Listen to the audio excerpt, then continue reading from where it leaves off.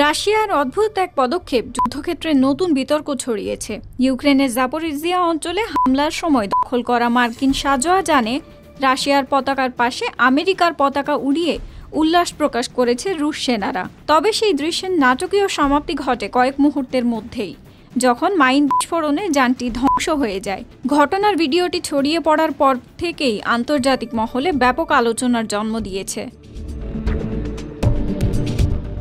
সম্প্রতি যুক্তরাজ্যের the Times জানায়, ইউক্রেনীয় সেনারা মার্কিন নির্মিত M113 সাঁজোয়া যানটি ফেলে রেখে যায়, যা পরে রুশ বাহিনী দখল করে। তারা সাঁজোয়া যানে রাশিয়া ও যুক্তরাষ্ট্রের পতাকা পাশাপাশি বেঁধে চালাতে শুরু করে। ক্রেমলিনপন্থী গণমাধ্যমগুলো ভিডিও প্রকাশ করে দাবি করেছে, বিস্ফোরণে ধ্বংস হলেও ভেতরে থাকা 3 রুশ সেনা অলৌকিকভাবে বেঁচে গেছে এবং তাদের রাষ্ট্রীয় প্রচারণায় সুপারহিরো হিসেবে তুলে ধরা হয়েছে।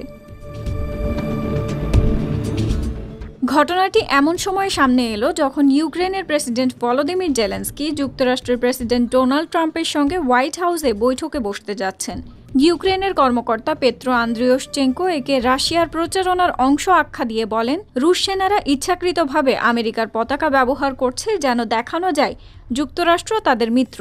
তিনি একে ট্রাম্পের অবস্থানের অযৌক্তিক পরিণতি হিসেবেও বর্ণনা করেন।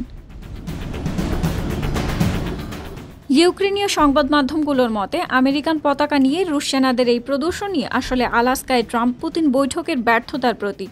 সম্প্রতি অনুষ্ঠিত ওই বৈঠকে যুদ্ধবন্ধের কোনো চুক্তি হয়নি, বরং সমালোচকেরা মনে করছেন সেটি পুতিনকে কূটনৈতিকভাবে নতুন করে সক্রিয় হওয়ার সুযোগ দিয়েছে। পর্যবেক্ষকদের বিশ্লেষণ, এই ধরনের প্রচারণামূলক কৌশল পুতিনের মরিয়া প্রচেষ্টা, যাতে যুদ্ধক্ষেত্রের সামান্য অগ্রগতি কাজে লাগিয়ে ভবিষ্যৎ শান্তি চুক্তিতে বাড়তি সুবিধা নেওয়া যায়।